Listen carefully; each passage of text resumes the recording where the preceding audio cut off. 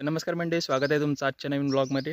तर आता आपण एका गडावर जायला निघालो आहे. भैरवगड म्हणून एक किल्ला आहे आमच्या इथे, जो की संगमेश्वर तालुक्यात आरवली गावात आहे.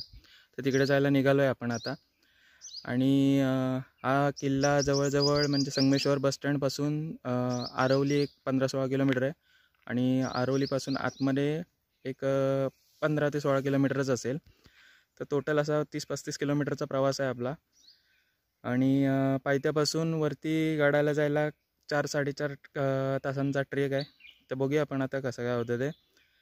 तर हा जो किल्ला आहे भैरवगड, हा 3 जिल्ह्यांच्या सीमेवर आहे, रत्नागिरी, सातारा आणि सांगली. तर तुम्ही तिन्ही जिल्ह्यातून येऊ शकता इकडे. आणि हा जो किल्ला आहे तो चांदोली अभयारण्य त्याच्या जवळच आहे, त्यामुळे तेही बघायला भेटेल आपल्याला आज.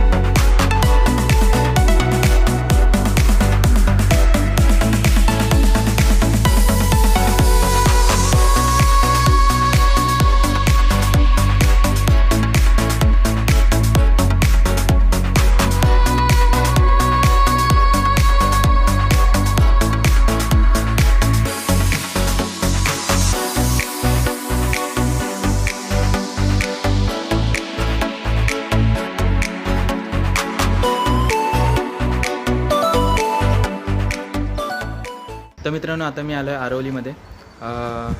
हा जो फाटा आहे हा आतमध्ये आपल्या भैरवगडच्या दिशेने जातो. तर हे आहेत आपले आजचे सहकारी, जे आपल्याबरोबर ट्रेकसाठी असणार आहेत.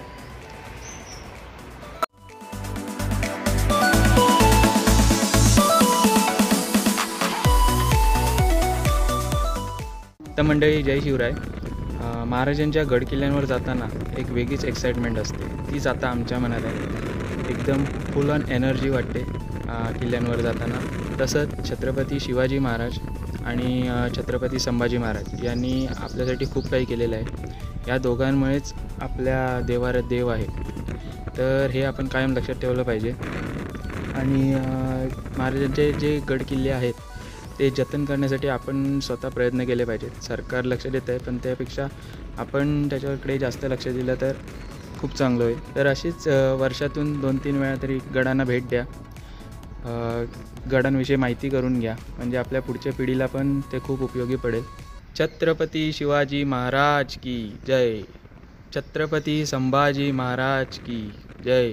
हर हर महादेव.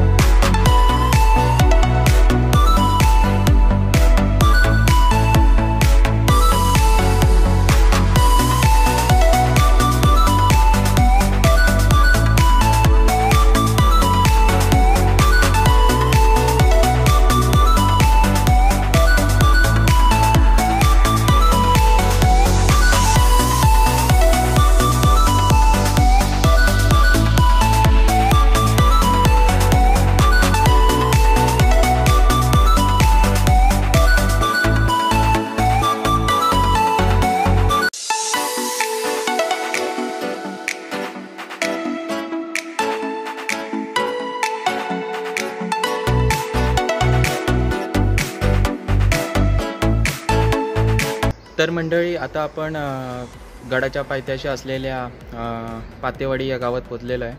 तर इथूनच आपल्या ट्रेकची सुरुवात होणार आहे. जवळजवळ 4-4.5 तासाचा ट्रेक असणार आहे आपला.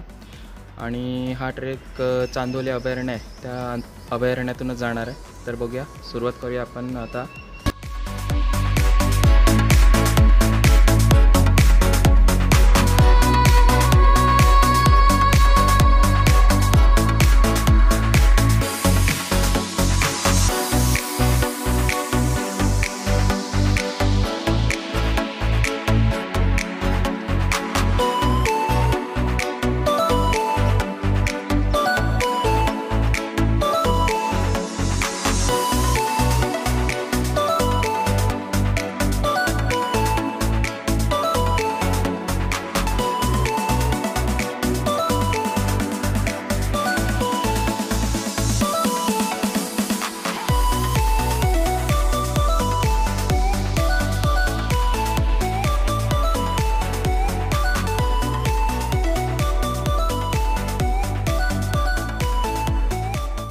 मंडळी बघा, अशा ट्रेकिंगच्या दरम्यान ना आपल्याला खूप काही गोष्टी अनुभवायला मिळतात. जसं की आता बघा, ही जी खेडेगावातली घरं आहेत, अशी घरं तुम्हाला कुठेच बघायला भेटणार नाही.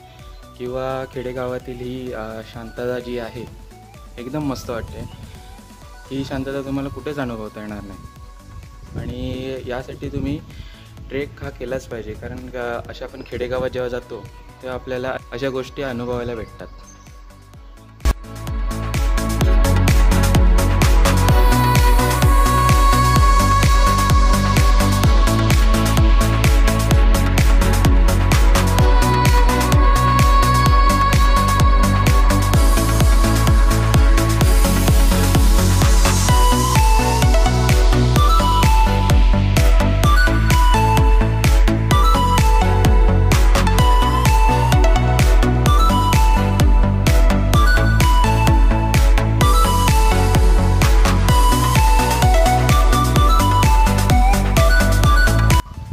मंडळी, काही लोक जेव्हा ट्रेकिंगला येतात त्यावेळी काय करतात, मोठ्या मोठ्याने गाणी लावतात स्पीकरवर किंवा गोंधळ करत जातात. त्यामुळे कसं माहिती आहे, जंगलाची जी शांतता असते ती भंग होते पूर्ण. आणि आपण जे अनुभवायला आलेलो आहे निसर्गाचं, तर ते कधीच आपल्याला अनुभवता येत नाही. त्यामुळे जेवढं आपण शांतता राहू तेवढं चांगलं असतं आणि आपल्याला पण छान वाटतं. गडावर जाणारा जो मार्ग आहे तो अभयारण्यातून जात असल्यामुळे इथे तुम्हाला ठिकठिकाणी असे जंगली प्राणी बघायला भेटतील. तर हा ट्रेक करताना जरा सावधगिरी बाळगा आणि काळजी घ्या.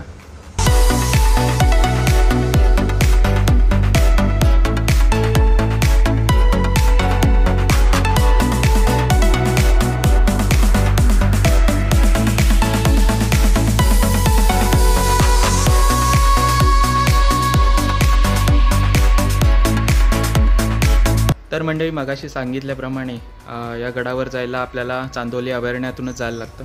तर हा बघा, समोर जो रस्ता तो हा अभयारण्यातूनच जातो वरती गडावर जाण्यासाठी. तर आपण आता तिथूनच जाणार आहे. गंध चांगला चालतो, स्ट्रॉंग माणूस आहे. तर मित्रांनो, आम्ही आज चाललेलो आहे असा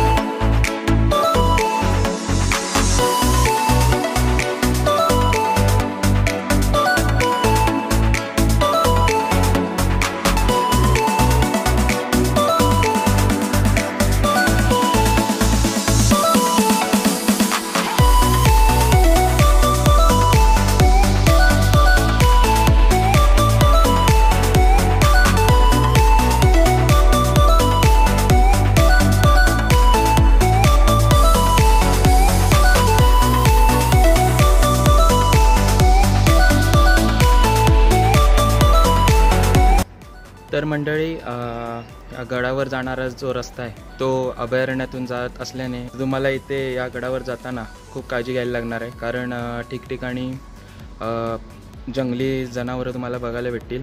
आणि आम्हाला पण आता इथे गवेरेड्यांचे असे पायचेट असे बघायला भेटले. तर तुम्ही पण या गडावर ट्रेक करत असताना सांभाळून जा आणि काळजी घ्या. आणि स्वतःच्या सेफ्टीसाठी लागणाऱ्या ज्या वस्तू आहेत ते कायम आपल्यासोबत ठेवा ट्रेकिंगवेळी.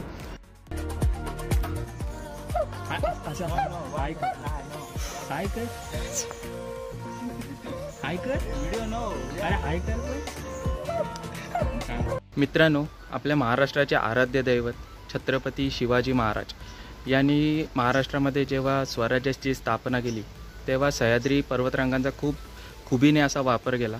म्हणजे सह्याद्री पर्वतरांगा ज्या आहेत त्यावर ठिकठिकाणी किल्ले उभारले. आणि त्यातलाच असा एक किल्ला म्हणजे जो महाराजांचा विश्रांती स्थळ म्हणून प्रसिद्ध आहे असा हा किल्ला आहे, किल्ला भैरवगड.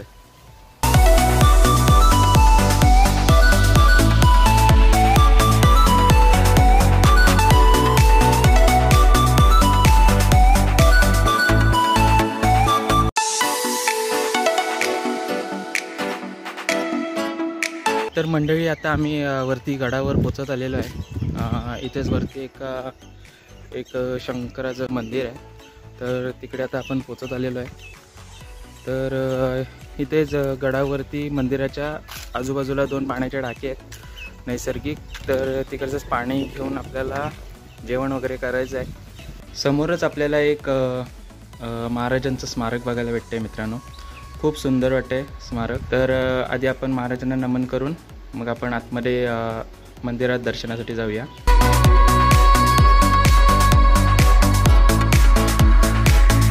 बाहेर महाराजांच्या स्मारकाला नमन करून आता आपण मंदिरात आलेलो आहे. इथे महादेवांचा अवतार भगवान भैरवनाथ यांचंच मंदिर आहे हे. इथे शेजारी तुम्हाला एक पडवी बघायला भेटेल. इथे चुली मांडण्यात आलेल्या आहेत जेवण करण्यासाठी. तर इथे येऊन तुम्ही जेवण पण करू शकता.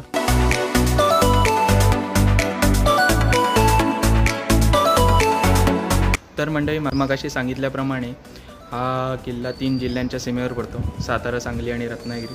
तर हा जो समोरचा जाणारा रस्ता आहे हा सांगली जिल्ह्यात जातो. तिथूनच पुढे साताऱ्याला जायला पण एक रस्ता आहे. तर मंडळी इथेच गडावर तुम्हाला एक 2 पाण्याचे कुंडी बघायला भेटतील. नैसर्गिक स्रोत आहेत पाण्याचे, एकदम फ्रीजसारखं थंड थंड पाणी आहे. आणि तेच पाणी वापरून आम्ही जेवण केलेलं, म्हणजे पुलाव केलेला. आणि आता जेवून आम्ही इकडचा आजूबाजूचा परिसर आहे गडाचा तो फिरायला निघालेलो आहे. एवढ्या वरती येऊनसुद्धा आपल्याला पाण्याची सोय बघायला भेटते. म्हणजे ही निसर्गाची किमयाच आहे. आणि एवढ्या वरती उंच गड असूनसुद्धा इथे आपल्याला पाणी बघायला भेटतं आहे. म्हणजे हे एक वैशिष्ट्यच आहे गडांचं. प्रत्येक गडावर तुम्हाला अशा पाण्याची सोय बघायला भेटेल. मराठी नववर्षाच्या सुरुवातीला म्हणजे चैत्र महिन्यात इथे भैरवनाथाचं जे मंदिर आहे त्या मंदिरात खूप मोठा उत्सव असतो. ठिकठिकाणून लोक येतात त्या उत्सव बघण्यासाठी. तर तुम्ही पण कधीतरी इकडे उत्सवाला नक्की या, खूप मजा असते.